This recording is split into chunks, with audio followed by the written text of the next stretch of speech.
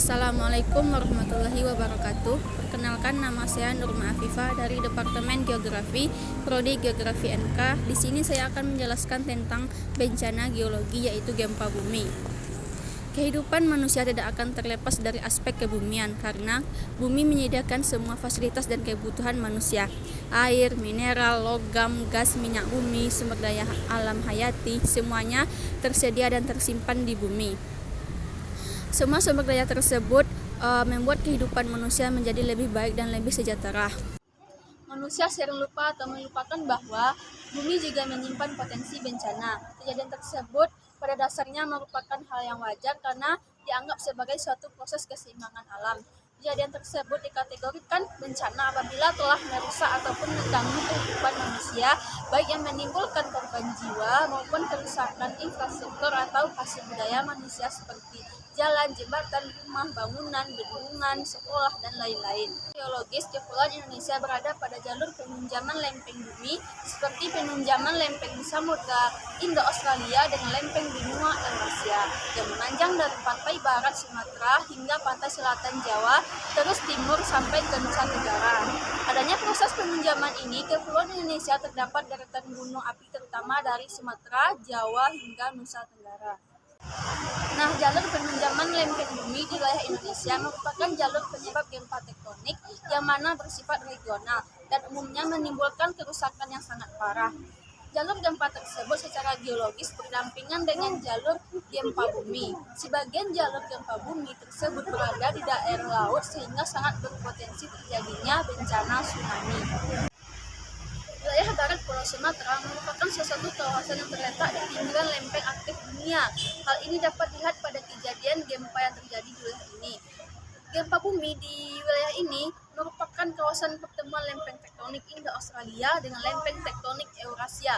Sumber gempa di wilayah ini tidak hanya berasal dari pertemuan lempeng tektonik tersebut, tetapi juga karena adanya sesar Mentawai dan sesar Sumatera. Nah, dengan adanya 3 sumber gempa bumi tersebut menambah kompleksnya tektonik wilayah di Sumatera dan menyebabkan wilayah Sumatera merupakan daerah yang rawan terhadap bencana gempa bumi.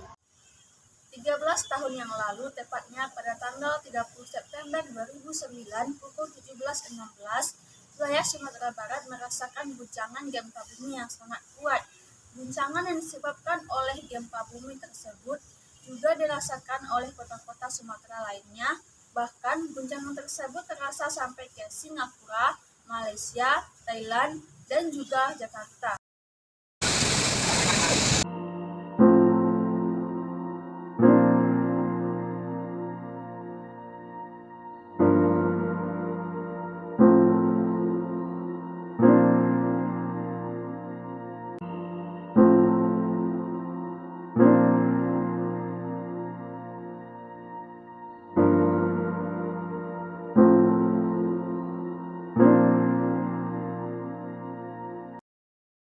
Gempa bumi tersebut telah menyebabkan sedikitnya 1.100 orang meninggal dunia, 2.180 orang luka-luka, dan 2.650 bangunan rusak berat atau ringan, termasuk gedung-gedung kantor, sekolah, rumah sakit, tempat ibadah, pasar, jalan, jembatan. Dengan kerusakan paling parah di sepanjang pantai barat Sumatera Barat, juga telah menyebabkan jaringan listrik dan komunikasi terputus. Besar korban akibat kejadian ini adalah disebabkan oleh reruntuhan bangunan. Nah, inilah monumen gempa tahun 2009 yang ada di Padang.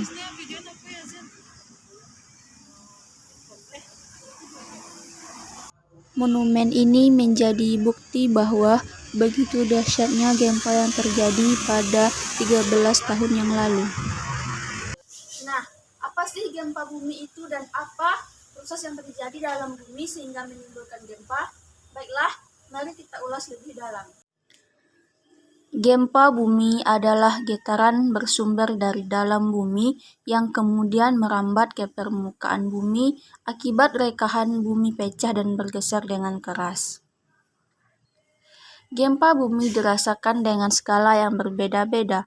Gempa bumi dapat menunjukkan adanya pergerakan lempengan bumi yang dapat menimbulkan efek domino pada benda di sekitarnya.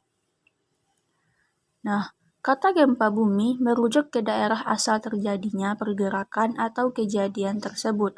Walaupun kenyataannya bumi merupakan planet yang padat, namun karena selalu bergerak dengan kecepatan yang tidak bisa dirasakan manusia, gempa bumi melakukan aktivitas yang menimbulkan tekanan yang akhirnya sering terjadi pergerakan karena tidak bisa ditahan.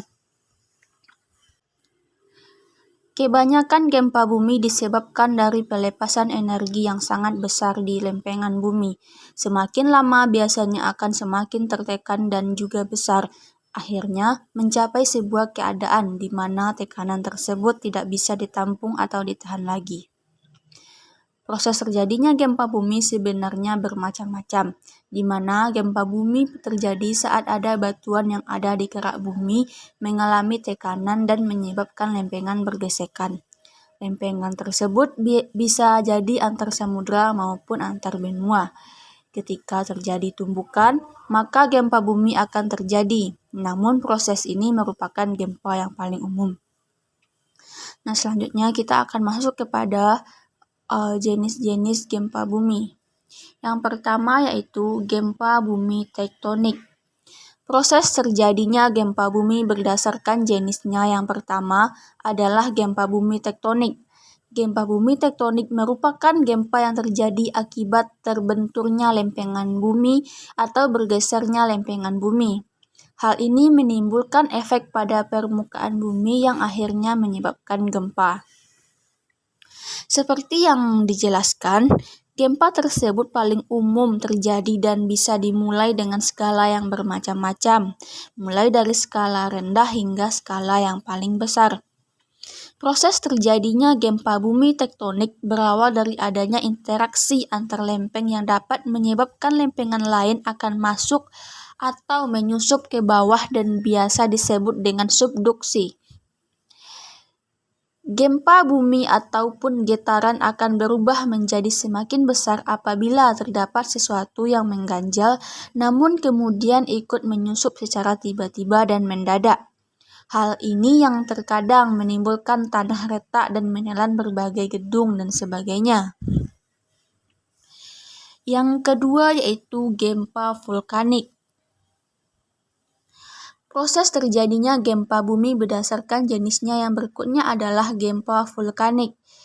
Gempa jenis ini datang dari fenomena gunung meletus atau bencana akibat keluarnya magma dari perut bumi. Gunung memiliki massa aktif di mana gunung bisa meletus dan mengeluarkan magma akibat tekanan yang ada dan juga energi bebatuan yang memang sudah waktunya dikeluarkan atau diletuskan. Tentunya sudah tahu bahwa erupsi gunung biasanya diawali dengan getaran atau gesekan antar magma dan perut bumi yang akhirnya menimbulkan gempa. Jika gunung tersebut ada di laut, maka menimbulkan gempa disertai gelombang laut atau yang disebut dengan bencana tsunami. Selanjutnya, gempa yang ketiga adalah gempa ekstraterestrial. Gempa ekstraterestrial terjadi disebabkan oleh adanya meteor atau benda langit yang masuk dan membentuk atmosfer bumi. Hal ini dilakukan oleh atmosfer agar bisa melindungi bumi dan tidak menolak benda untuk masuk, sehingga menimbulkan getaran dan akhirnya terasa atau terjadinya gempa. Selanjutnya yang terakhir yaitu gempa yang disebabkan oleh faktor lainnya. Faktor lainnya didapatkan dari pergerakan inti bumi atau gelombang yang biasanya terjadi di mana inti bumi memang aktif dan memproduksi lahar untuk bisa menjalankan sumber daya yang ada. Namun gelombang ini bisa menjadi sumber utama mengapa terjadinya getaran atau gelombang yang terasa sampai ke permukaan bumi. Namun getaran ini sangat bersifat ringan dan biasanya tidak terlalu terasa karena manusia melakukan aktivitasnya sehari-hari. Nah, berbicara soal gempa bumi, sebenarnya fenomena ini dapat terjadi jutaan kali akibat adanya pergerakan lempengan bumi yang aktif.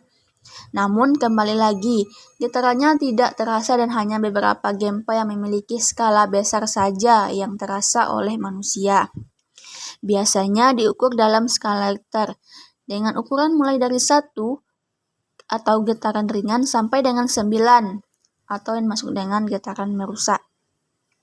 Mengenai gempa memang merupakan hal yang menyeramkan dan perlu diwaspadai. Namun, perlu kita ketahui bahwa kita tetap tidak bisa lari dari fenomena alam yang akan terus terjadi ini. Namun, tetap bisa berjaga dan mencari cara untuk menangkal kemungkinan yang terjadi, minimal menyelamatkan diri dan keluarga tercinta. Nah, itu tadi penjelasan mengenai bencana gempa bumi. Sekian yang dapat saya sampaikan. Jika ada kesalahan, saya mohon maaf. Saya tutup dengan wassalamualaikum warahmatullahi wabarakatuh.